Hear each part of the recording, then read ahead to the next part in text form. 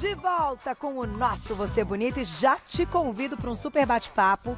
Vamos tirar todas as dúvidas, participem, eu sei que vocês adoram, @VocêBonitaTV. Estou com a minha dupla favorita, eles que hoje vieram falar de sexo. Doutora Érica Mantelli, ginecologista obstetra e sexóloga, e também designer. Vamos dançar aqui, ó.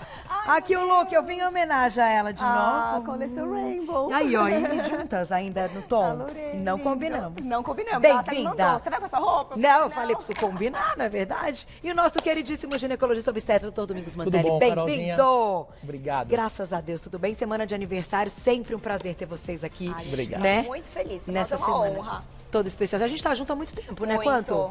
Olha, acho que faz uns Quando eu vi, 6, estava 7 grávida anos. do João. Ele vai fazer 7 E o anos. Domingos veio antes. Eu vi ainda Você faz veio uns antes. 7 Eu vou anos. te mandar foto, você gravidinha, linda, super grávida, aliás. Depois manda mesmo, olha só, quase 7 Gostoso, anos. né? Muito bom, mas o assunto hoje, gente, é assim, sem tabu, vamos falar de uma forma muito gostosa. Doutora Érica vai dar aí aquela pincelada, né, como sexóloga, que é sempre super importante para os homens e para as mulheres. Começamos então com as principais perguntas que vocês mandaram pra gente. Olha lá, primeira na tela. Vamos ver. Por que minha libido diminui? E aí, quero ouvir os dois, né? Porque a gente tem aqui, enfim, opiniões, pontos de vista também diferentes, embora dentro da mesma especialidade. Bom, se tratando da parte de saúde sexual da mulher, a gente tem que lembrar que sempre que é multifatorial. Geralmente não existe um motivo único, um conjunto de motivos que pode relacionar com essa diminuição da libido. Então pode ser desde o uso de medicamentos, então às vezes um antidepressivo, um remédio para ansiedade, o uso de alguns métodos contraceptivos, alguns anticoncepcionais hormonais, pode influenciar na libido. Como ela está com a autoestima, se o relacionamento dela não está tão bom, se ela teve uma variação de peso muito grande, que pode alterar os hormônios, problemas na tireoide, pode interferir na libido. Se não está dormindo bem, então é aquela coisa, se a gente não dorme bem, não produz melatonina da maneira que deveria, isso vai influenciar no nosso ciclo circadiano, influenciar na produção de cortisol e no dia seguinte também isso pode atrapalhar. Então a gente tem que fazer uma análise bem completa da saúde da mulher para entender qual ponto a gente tem que agir. Pode ser algo orgânico ou às vezes de fundo emocional ou tá tudo relacionado. Por isso que a gente tem que avaliar. Eu ia te perguntar da questão do emocional também, que isso é importantíssimo, né? O momento ali que a mulher não tá bem, Sim, né, com todo domingo. certeza. Então pode influenciar e Isso tanto no homem quanto na mulher, né? Nos dois. Porque o homem também, trabalho, correria, sai de casa muito cedo, chega muito tarde, reuniões, empresários, enfim. Então a parte emocional atrapalha muito. Tanto que a grande maioria dos homens que muitas vezes sofrem de disfunção erétil, uma grande parcela são em homens jovens e por conta de problemas emocionais, estresse. Então é muito comum. Claro que tem toda a parte hormonal que tem que ser verificada. O homem geralmente também quando está com sobrepeso, está acima do peso, tem uma diminuição na produção de testosterona. Isso também acaba atrapalhando. Então, como a própria Erika falou, é uma coisa global. Não existe um fator único, não é pontual. É isso que está me atrapalhando. Não. Tem que reavaliar todos os conceitos, toda a parte de trabalho, hábitos de vida, ver os exames, checar os hormônios e aí sim instituir o melhor tratamento. E claro, tem tratamento. Sim, isso é o mais importante. Tem que com resgatar, certeza. né? Não dá pra deixar passar. Quanto tempo, assim, enfim, a gente é considerado até normal dentro dessa questão emocional, né? Quando esse apetite sexual dá uma diminuída. A gente tem que pensar ali num tempo que a pessoa de repente está vivendo ou um luto, ou aconteceu alguma coisa pontual. Isso. E se não passar por muito tempo, aí sim algo. Isso. As pessoas se preocupam muito com isso, né? O que é normal, o que deixa de ser normal. Ter períodos que flutue a sua libido é normal, como se fosse uma montanha-russa. Tem hora que você vai estar mais empolgada, você vai estar mais afim, mas é claro, como você disse, passando por um problema sério na família, um luto, perdeu o emprego, tá passando por alguma dificuldade, uma criança doente em casa, se você não tiver libido ou não tiver com desejo nessa fase, é totalmente compreensivo. Só que os problemas, geralmente essas grandes crises, ou o luto por alguém, ou um problema financeiro, enfim, geralmente são resolvidos em determinado período, né? Então é algo que acontece no momento da crise, gera ali realmente um afastamento do casal, mas depois que passa ali esse turbilhão, as coisas têm que voltar ao normal. Agora, se você percebe que foi resolvido o problema fora do relacionamento, da parte sexual, mas a parte sexual continua, aí que a gente tem que entrar e ficar preocupado. Geralmente, quando isso persiste além de 6 meses. Então, 6 meses que você apresenta uma libido muito baixa, tal, ou, claro, se você já passou por um problema, o resto tá tudo bom, e isso continua persistindo, procurar o médico. Procure ajuda, gente. Tem que relatar sem vergonha, né? Certo? Sim, com certeza. Tem que falar. Vamos para a próxima perguntinha, olha lá na tela. É realmente importante fazer xixi depois de uma relação sexual? Vamos lá, e aí?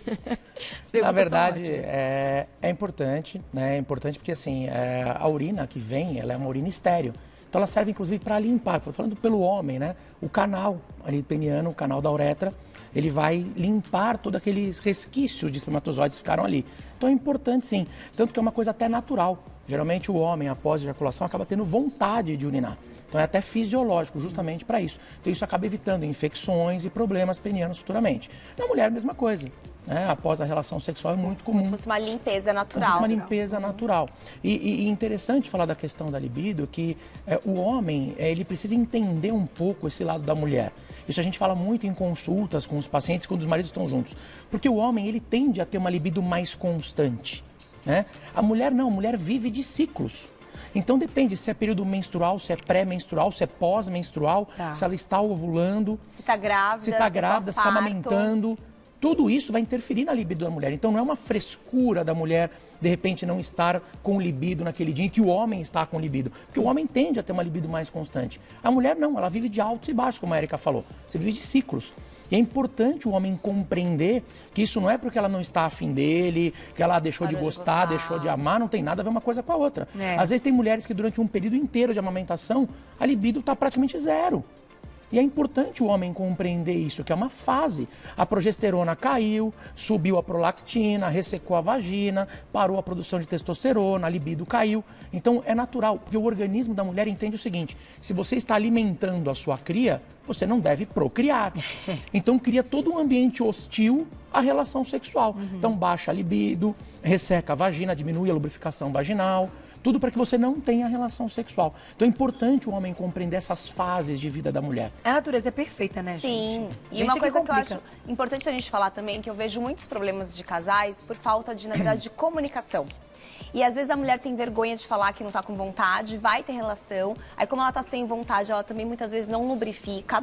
Não lubrificando, ela pode ter dor na relação. Isso pode fazer ela ter pequenos sangramentos e aí cada vez vai ficando pior. E às vezes a mulher pensa, ai, mas a gente tá tanto tempo sem relação, deixa eu ir lá, eu vou me esforçar pra agradar o parceiro. Só que ela acaba tendo uma relação que é sem prazer nenhum, acaba sendo ruim e tem vergonha de contar. Então o mais importante é o casal conversar e explicar, olha, eu te amo, continuo a fim de você, mas alguma coisa não tá legal. Peraí que eu vou no médico, eu vou olhar. Se existe essa comunicação, ninguém vai ficar pensando besteira. O que acontece é o seguinte, muitos casais ficam com vergonha de comunicar algum problema, aí o marido chega, a mulher já finge que tá dormindo, ou é um dia tá com dor de cabeça, ou começa a dormir no quarto dos filhos, ou acaba, sabe, evitando ao máximo. E tem pacientes que falam, eu fujo dele de qualquer jeito. Olha só. Ao invés de sentar e conversar e falar, olha, realmente eu não sei o que tá acontecendo comigo, mas eu te amo, eu continuo feliz, quero ficar com você, mas algo não tá bom. Se o marido é sinalizado com isso, ou o parceiro ou a parceira, já vai acalmar, entendeu? Vão entender, não, então o problema realmente não sou eu, vamos atrás do que está acontecendo. E hoje em dia tem muito tratamento para tudo isso, inclusive para mulheres que amamentam. A gente pode entrar com a fisioterapia pélvica, que é maravilhosa, fundamental para essa recuperação. Legal. Laser vaginal, para recuperação, laser íntimo também. Então, além de tratamento medicamentoso, hormonal e não hormonal, então tudo depende se ela está amamentando ou não, mas tem muita coisa para se fazer. E legal, parceiro, de repente, ir na consulta, né? Sim. Estar próximo, ouvir também esses conselhos. Estar próximo, mas e também tem que dar uma orientações. dica. Deixe as mulheres sozinhas em algum momento. Assim. Vão tomar um cafezinho, tomar um chazinho, fala que vai no toalete, porque não adianta. Porque tem coisa que a mulher fica com vergonha de falar mesmo. E às vezes tem marido que, ó, é super legal, é parceirão, mas quer estar lá o tempo inteiro junto. E às vezes tem paciente que me liga depois, ou no retorno vai sozinha e fala, ai, doutor, eu queria vir sozinha porque eu queria te contar tal coisa. E não é nada do marido, mas às vezes são coisas que parecem simples. Eu vou falar um exemplo, às vezes flatos. A mulher às vezes pode ter vaginal, quando tem uma flacidez. Ela não quer falar isso na frente do marido. Ela vai ficar com vergonha, vai ficar constrangida. Então ela quer falar com a médica dela sozinha. Ou tá com corrimento, alguma coisa que ela não quer dividir isso com o parceiro. Não precisa dividir tudo, né, Carol? É verdade. Tem coisa que a gente não precisa dividir 100%. Então, assim, o recado é, sejam parceiros, porém, sai ali 5 minutinhos, né? Deixa à vontade, eu pergunta, pelo menos, você gostaria... Eu tive uma paciente uma vez que chegou na porta, ele tava entrando tão empolgado, ela falou, não, daqui você não passa. Você veio convencer a doutora, agora fica lá, fica. Ele saiu com uma cara, eu falei, foi muito engraçado. O bom de eu ser marido e ser o ginecologista é que você não tem como dividir, dividir nada comigo. Eu tenho que saber de tudo. Eu tenho as minhas fontes também, minhas amigas, fica tranquilo. Ai, gente, o papo é muito bom, né? Porque todo mundo vive isso. Então é realidade, né, da maioria, porque todo mundo tem seu momento íntimo, enfim, Sim, do relacionamento. com certeza. Então é legal expor dessa forma. Já temos perguntinha do público, Glaucia? Daqui a pouco, no @VocêBonitaTV, mais uma perguntinha, respondemos agora? Aí, na tela. Usar talco, creme e desodorante na vagina faz mal? Vagina não é lugar para ficar colocando esse bando de coisas.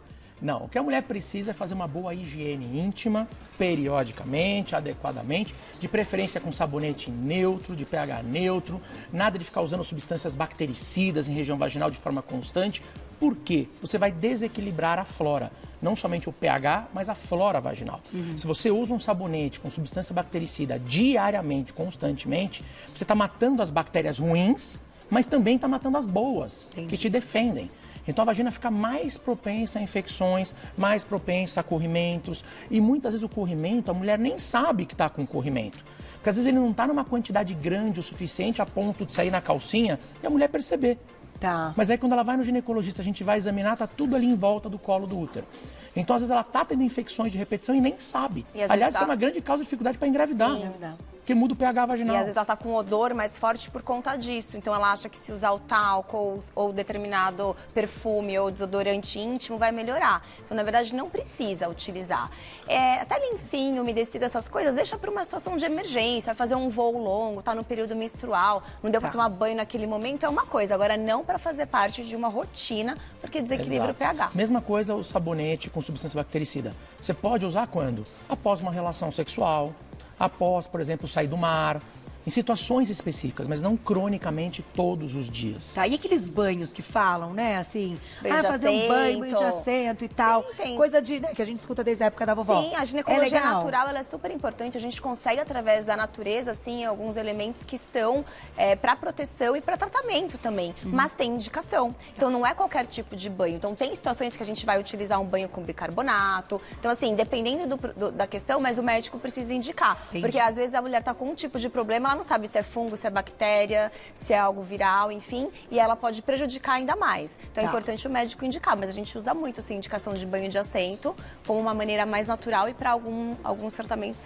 tem bastante resultado. Mas tem que ter orientação. E via de regra, para a saúde íntima, eliminar o uso de lenço umedecido de forma crônica, uso de sabonetes íntimos bactericidas de forma crônica e protetores diários de calcinha. Porque também deixam a região quente, úmida, abafada e predispõe ao corrimento vaginal. Então o protetor, que é dito protetor diário, na verdade ele não é diário. O ideal seria você utilizar antes de vir a menstruação, para não ser pega de surpresa com o primeiro sangramento, e naquele finalzinho de menstruação, para evitar de sujar a calcinha. Ou se estiver usando algum creme vaginal por algum tratamento, enfim. Agora não cronicamente, como tem mulheres que usam todos os dias, né? Aí a minha dica é, troque de calcinha, né? Leve uma calcinha no trabalho, na bolsa, acabou a atividade física, troque a roupa, não fique com aquela calça, né? Com aquele tecido que é muito quente, abafado o dia inteiro, vai no mercado, vai trabalhar, fazer as coisas. Não, troque de roupa periodicamente, principalmente a parte da calcinha, e de preferência que isso já de algodão, ajuda. A calcinha de algodão e não de tecido sintético. Tá bombando de pergunta pra vocês, como sempre. Vamos lá, vamos já dar, então, continuidade com as perguntas do público na tela. Obrigada, Carla. Um beijo. Por que fala-se tanto em vida sexual com o famoso comprimido azul para homens e não se fala em algum produto assim para as mulheres? Olha lá, Carla, muito boa pergunta. E aí? Mas tem para as mulheres. Tem, então vamos lá, vamos entender como funciona. Tem para os homens e tem para as mulheres, mas volto a dizer, o mais importante quando a mulher está sem libido ou não está conseguindo chegar ao orgasmo é tentar descobrir qual é o problema. Não adianta só a gente medicar isso virar um problema a mais. Ou seja, a mulher só vai conseguir ter relação utilizando a medicação. Mesma coisa o homem com uma disfunção erétil. Não adianta ele achar que vai tomar o comprimidinho azul e vai sempre ser assim pro resto da vida, porque ele vai virar dependente disso. Precisa entender, está tendo uma disfunção erétil por quê? É algum problema de saúde? É um diabetes que ele está tendo? É algum problema circulatório? É o caso, por exemplo, de uma emocional, estresse? O que está acontecendo? Mas existem produtos tanto masculinos quanto femininos. Só que a indicação ela é pontual e muitas vezes serve como uma forma de você testar a terapêutica. Tá. E entender, será que com o comprimido volta ao normal ou não? Ou permanece a mesma coisa? Entendi. Então aí a importância. Pode ser, então, uma orientação pontual. Sim, mas pontual, tem que eu falo, resolver. remédio é para remediar. Por um período, em determinado momento, a gente pode sim utilizar terapia medicamentosa. A gente não é contra, claro que não. Mas a gente não pode ficar refém disso o resto da vida. A gente tem que entender como melhorar a qualidade de vida sexual desse casal com outras formas também. Até porque todo medicamento, a longo prazo, vai repercutir no nosso organismo, tem efeitos colaterais, enfim. É isso aí. Grande dica. Vamos, mais perguntinha. Olha lá, do público. Lu, obrigada, beijo. É normal ter sangramento após a relação sexual? Ótima pergunta. Não, de jeito nenhum. Pergunta ótima, até porque tem mulheres que acham que é normal. Ah, eu sangrei um pouquinho. Não, não é normal. Se está acontecendo, precisa avaliar. Pode ter tanto algum problema na parte de lubrificação, ou que o canal vaginal está muito ressecado, fica fininho. A vagina, ela tem que ser rugosa por dentro, né? Então, como ficar como se fosse assim. E na hora que a mulher tem a excitação e vai ter relação, esse canal vaginal, ele estica mais um pouquinho. Mulheres na menopausa, ou pós-parto, ou que estão em aleitamento materno, ela pode perder um pouco, principalmente na menopausa, ela perde um pouco essas rugosidades, fica mais fininho. E aí, na hora que vai esticar para ter relação, isso estica mais ainda, e na hora que vai ter o atrito ali com o pênis, isso pode levar a microfissuras, e aí isso pode levar a sangramento. Outra causa pode ser algo no colo do útero. Tá. Ter uma lesão no colo do útero, ter uma infecção, uma cervicite, que é uma inflamação crônica do colo do útero, e também tem casos de câncer de colo de útero que também podem levar a sangramento. Tá. Então é importantíssimo. Isso vem a dica também da mulher sempre ser examinada na consulta ginecológica. Não adianta você ir no médico só fazer o Papa Nicolau, mostrar um ultrassom e falar, ah, não, tá tudo bem, não precisa examinar porque os exames estão ótimos. Não. Nenhum exame substitui a consulta com o médico, a propedêutica, examinar, ter uma boa anamnese e o exame físico. Exame complementar, ele é complementar, mas a palpação, tanto das mamas quanto parte clínica, sim, clínica é mesmo, né? fundamental. É como eu falei, a parte do corrimento. Não adianta o médico na consulta perguntar, você tem corrimento vaginal? O paciente fala, não, não tenho. Ah, tá bom, ok.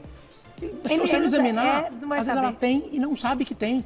E aí você não vai tratar. Como é que você vai saber se ela tem um machucado no colo do útero se você não colocar o espéculo e olhar esse colo do útero? Não tem jeito. É isso. Então tem que exigir mesmo, conversar com o seu médico. Ai, passa muito rápido. Muito.